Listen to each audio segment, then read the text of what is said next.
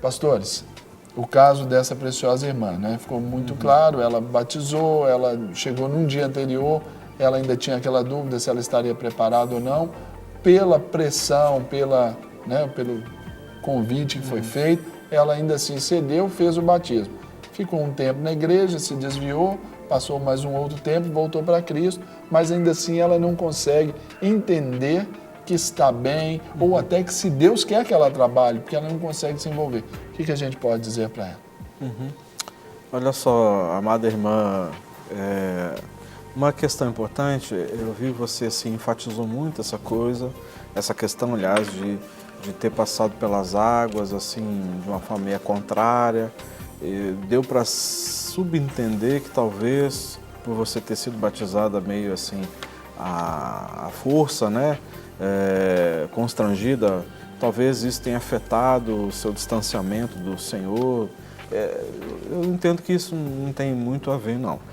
Mas uma coisa assim muito clara que, pelo menos aos meus olhos, você precisa ser tratada, minha irmã. Você tem situações na sua vida que precisa ser, cuidada. Existem situações talvez aí do passado que não foram resolvidas. Tem feridas aí talvez não tratadas, ainda mais agora a questão da separação, que são outras feridas também. Então tudo isso afeta, né? Poderia te dizer que, olha, você tem que orar mais, você tem que jejuar mais, mas eu não vou falar isso. Porque eu entendo que primeiro você precisa ser, acompanhada, ser cuidada, para então você sendo sarada de situações provavelmente do seu passado, né, o seu relacionamento com seus pais, enfim, para que hoje você possa produzir frutos e você criar raízes na igreja local onde você está, para que então você produza frutos.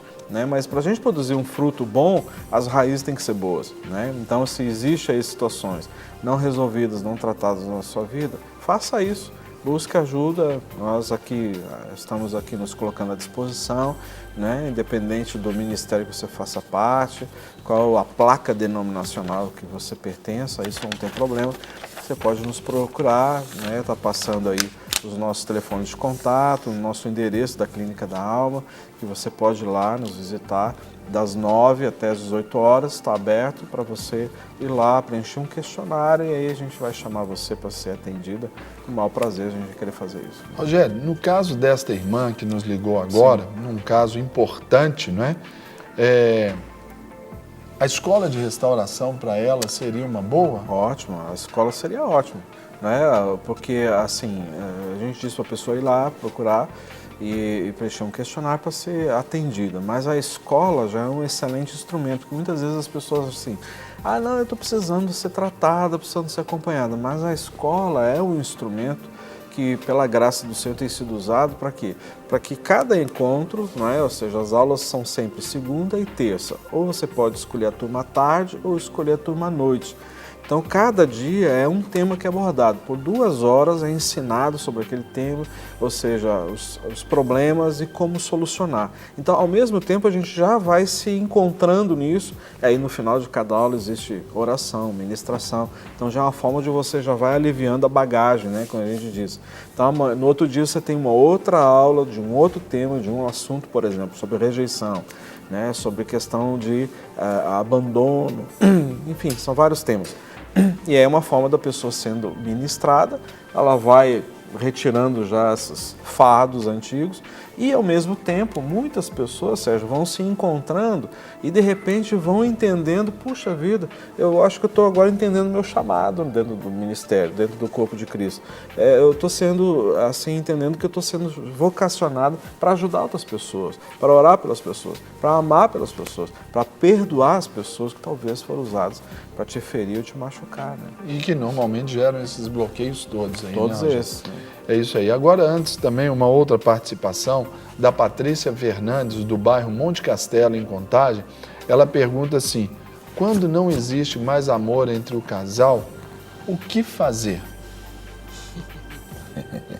O que é que eu respondo? Bem, Patrícia, eu vou iniciar aqui essa resposta a você. É uma série também de questões que tem que ser observadas. Agora, lembrando que, por base, a gente já coloca que o amor, ele não é um sentimento. Talvez o sentimento, ele acabou, imagine aí o seu carro. Se você for andar com o seu carro e não colocar mais gasolina, uma hora ele vai parar. Mas não quer dizer que a gasolina é o que faz o carro andar. O que faz o carro andar é o motor. Aí é o amor e a gasolina é só essa paixão, o sentimento. Exato. Precisa investir no sentimento, precisa renovar ali a prática, né, das ações românticas, porque aí vem sim essa paixão, vem esse sentimento gostoso. Mas o amor, ele é uma escolha. E essa escolha, ela já foi nos dada pelo próprio Senhor Jesus, quando ele nos diz, ama o teu próximo como a ti mesmo. Então, nós precisamos amar. Essa já é um imperativo, não é? Nós temos que fazê-lo. E então, nessa condição de o que fazer, é restaurar mesmo essa condição. Claro que eu vou falar para você, Patrícia, que nos fez essa pergunta, que é uma disposição interior, uma escolha pessoal. Eu não posso pensar no seu cônjuge. Eu estou falando para você, se ele estiver ouvindo, melhor ainda. Mas você mude o seu coração, comece a resgatar na sua memória lembranças daquilo que te fez se apaixonar por esse seu cônjuge, quais são as suas virtudes. Pare de enfocar as coisas erradas, pare de enfocar esse tempo aí talvez de frieza no relacionamento e lembre daquilo que foi bom, de uma viagem que fizeram, do dia do casamento, assistam aí o vídeo do casamento, vejam as fotos, comece a trazer a sua memória, né, a sua memória emocional a esse respeito. Tenho certeza que muita coisa vai mudar na sua vida e isso vai te levar a uma reconquista ao seu cônjuge, ok? É isso, pastor? E volte lá onde começou. Sim. A esfriar, que tudo tem um início. Então volte lá e faz uma... Que muitas vezes a pessoa ela culpa o outro e talvez o problema está nela. Então ela volta lá e vê aonde eu errei, aonde aconteceu certas coisas, eu vou ver e começa a consertar isso, não é? Porque muitas vezes as feridas, as questões que vão acontecendo, vão tirando essa comunhão. Então volte lá e tenta resgatar isso. Rogerinho, voltando contigo. Eu queria voltar nessas duas perguntas, nessas duas participações. Claro. Vou pegar a última da Patrícia. Isso. Primeiro, Monte Castelo, Contagem. A palavra de Deus em 1 Coríntios capítulo 13, Patrícia, fala que o amor não acaba. Agora, há uma característica interessante na atuação de Satanás que veio para matar, roubar e destruir.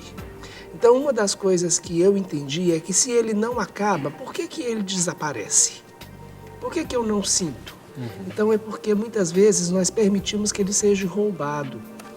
Nós permitimos que ele seja levado para um lugar onde nós não alcançamos mais. E um dos pontos que mais interfere nisso, que é o efeito que a gente tem falado esses dias, os efeitos desses relacionamentos interpessoais negativos, que uma das consequências desses efeitos na área social é exatamente, Serginho, o rompimento dessas relações afetivas, o esfriamento dessas relações afetivas, o esfriamento na relação familiar.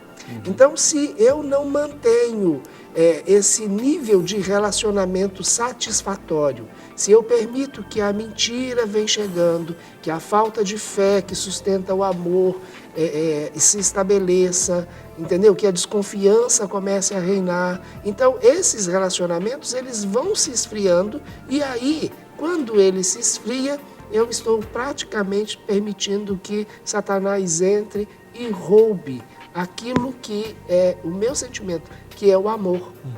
Na realidade, o amor, a essência do amor está em Deus. Falar que o amor acaba significa que Deus vai se esvaindo, e isso não é uma verdade, né? Então, o amor, ele realmente não acaba, mas nós deixamos de dar importância a ele, desvalorizando ele através da desvalorização dos nossos relacionamentos interpessoais. Então, aquilo que para o outro era importante que eu fazia, eu deixo de fazer, porque ele começa a cobrar. Muitas vezes isso acontece muito, né, no ambiente familiar. Então, se ele não está fazendo aquilo, então eu também não vou fazer isso. Ele deixou de fazer aquilo, eu vou deixar de fazer isso. Então, eu vou esfriando cada vez mais. Se ele não me diz bom dia, eu também não digo boa noite. Entendeu? Então, fica aquela situação onde, de repente, os dois não se comunicam mais. Aí começa a pagar o mal com o mal e aí vai, né? Aí gera uma competição. Esfriando, exatamente. Retaliação, né? Tem uma Então, retaliação também. Isso